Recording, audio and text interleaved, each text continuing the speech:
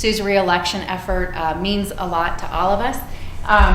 Sue has a lot of fans that are here, so I don't get to introduce Sue quite yet, but I just wanted to welcome you and also introduce briefly a friend and colleague of mine, Senator Nancy Todd. She's the other Aurora senator for the district. Nancy and I started together in 2004, and she is both education and transportation guru for us in the state Senate. And without further ado, I'm going to go ahead and turn it over to Senator Todd for a couple remarks. Thank you.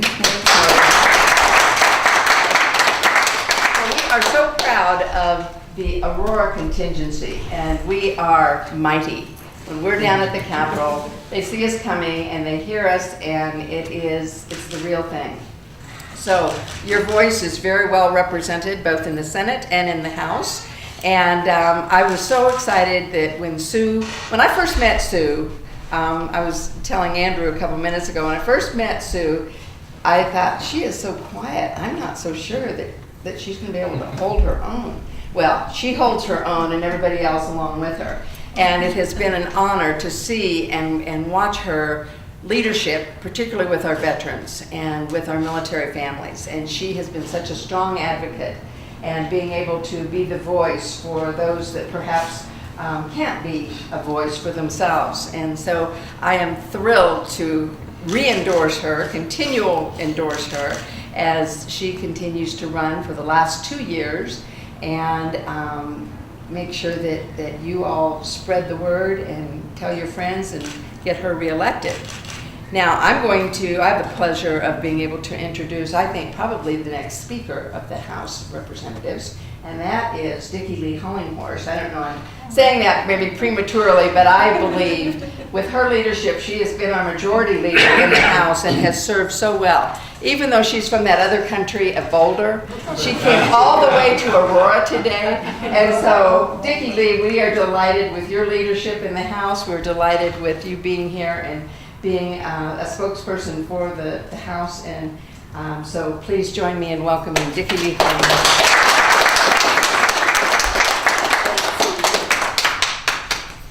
So thank you, everybody, and it's a great pleasure to be here in Aurora, which is just slightly south of Boulder, maybe a little bit east. I represent the eastern side of the city of Boulder, Broadway East, which includes the University of Colorado and unincorporated eastern Boulder County, and that's where I live. So it's probably maybe an hour's drive from here, and it was great to see this part of Aurora. I'm quite certain I have never been here before. So it's always a great experience. In any case, first of all, thank you, Nancy, for the very nice introduction.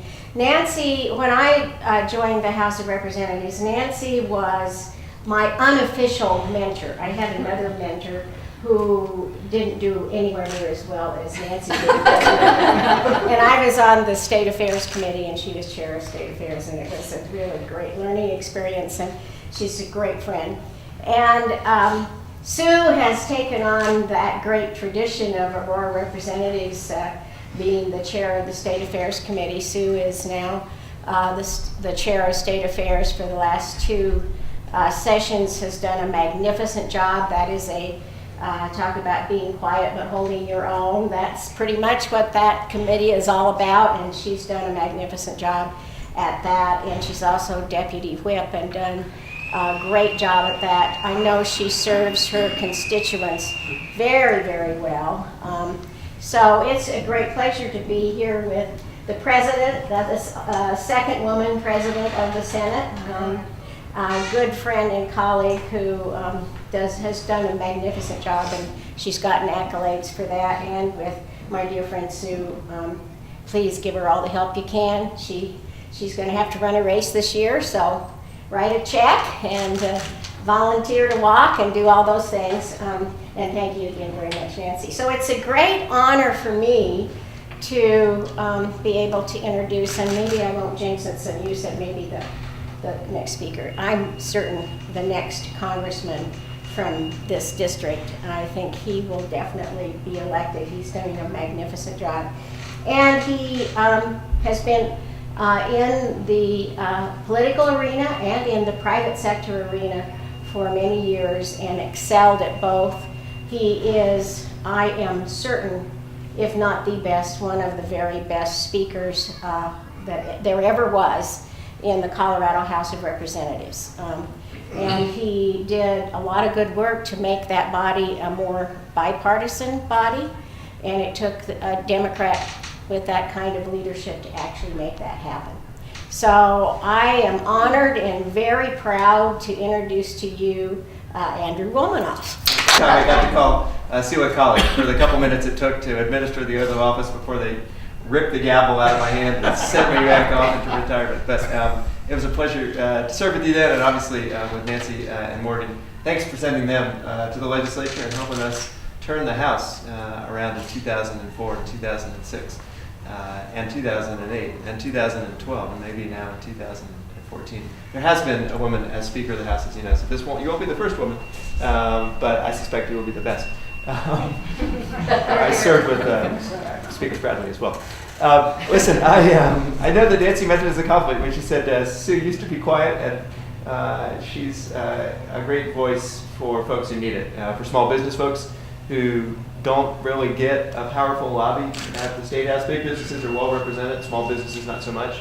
And especially for veterans. I just want to spend a minute talking about that because it matters to all of us, I think, including the folks here who have served. How many folks have served our country in uniform? Thank you for your service. And thanks, Sue, please, for serving you as well. Truth is, what we've done, I think, to veterans in America is disgraceful. It is a mark of shame that we allow 60,000 veterans on any given night in this country to find themselves homeless, that we allow 400,000 to find themselves on a waiting list for the benefits they've earned, and that by the time this party is done, in just about an hour, a veteran somewhere in America will have taken his life or hers.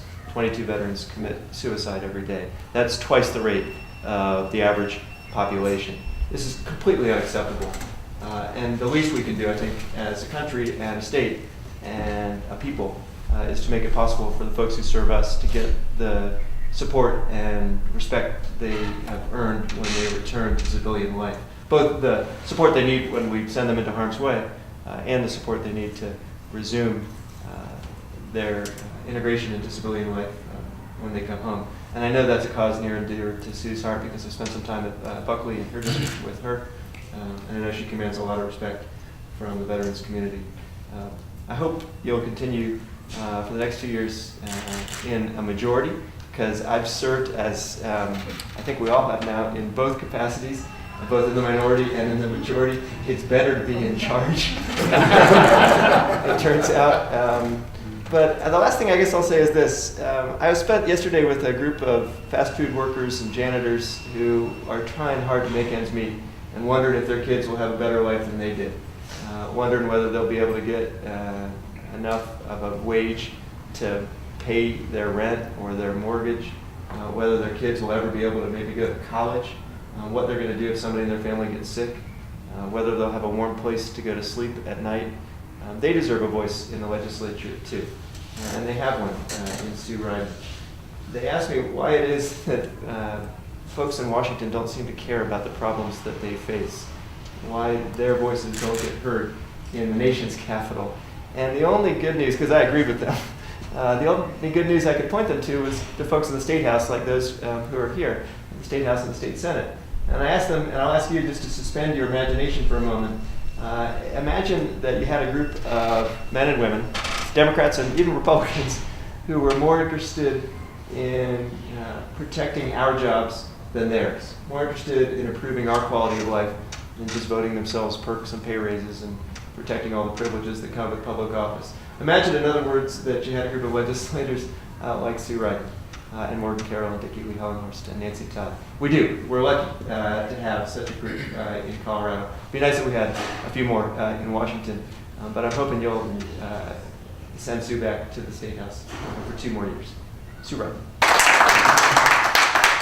Of course, every single person in this room brings something special to the campaigns, and it's just amazing what happens when a whole bunch of people get together and work on something together. I know when you're out walking and knocking on doors, if you're by yourself, it might take a couple, 3 hours to do a turf, if you've got 2 or 3 people helping you, it takes an hour.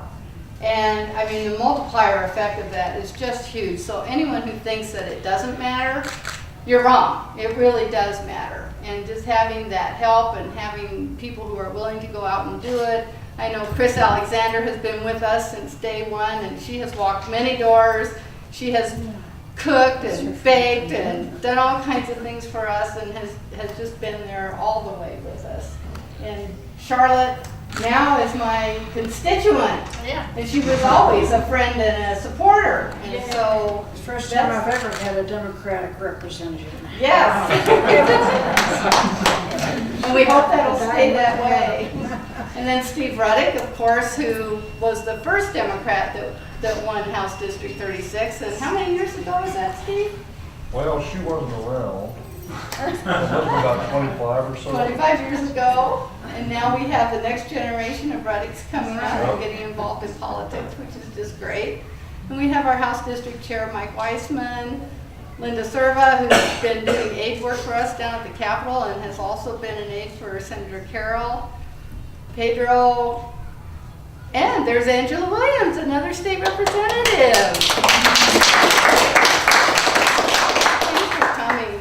But anyway, thank you all so much for being here today. And everyone has said a lot about what we've been doing down at the Capitol. And I would say that the work we've been able to do on the State Veterans and Military Affairs Committee has really meant a lot to me, getting involved with our veterans groups and in getting involved with our military operations. You know, Buckley Air Force Base is in the district, and not very many people really have the opportunity to get to know those folks because let's face it, we're not invited over there every day. There's a lot of really secret stuff happening there, and so it's very rare that most citizens even know what's going on or have an appreciation for it. So I feel really privileged that I've gotten to know those folks and have seen what some of their needs are, and have been so impressed with sort of the new Air Force, I guess, if you will. They're very community oriented. They really want the community involvement with them. And so we have worked really hard to help make some of those things happen. And my anti-encroachment bill was, I think, 4 years ago now that we passed. And then this year, Senator Carroll, Senator Todd both, we co-sponsored a number of bills, not just the Veterans Bill, which was really important to establish that Veterans Assistance Grant Program, but also getting ready for the next round of BRAC closures and commissioning an analysis to be done that will tell all of our residents about all of our resources and capabilities, and also will tell the Department of Defense and Congress about all of these capabilities, so that when that round of closures come, we will not be the ones losing people, we'll be the ones gaining people, and that's our whole focus there on that. And we were very happy that was a total bipartisan effort, and I think the bills were unanimous, if I'm not mistaken. But so that was part of what we've done on the State Veterans and Military Affairs Committee, and frankly, we also serve as kind of a filter for bills that maybe just aren't quite right for Colorado. That's such an understated way to Nice. say it. And we take that responsibility seriously, but we try to be, pleasant, compassionate, and understanding when those bills do come to us, because we know that the people who bring them are sincere, and they do believe in what they're doing. It's just that maybe we have a difference of opinion, and so that's one of the roles that we play down there, and I have really enjoyed being in that position and being chair of that committee. And I see Daniel Kagan just came in, Representative.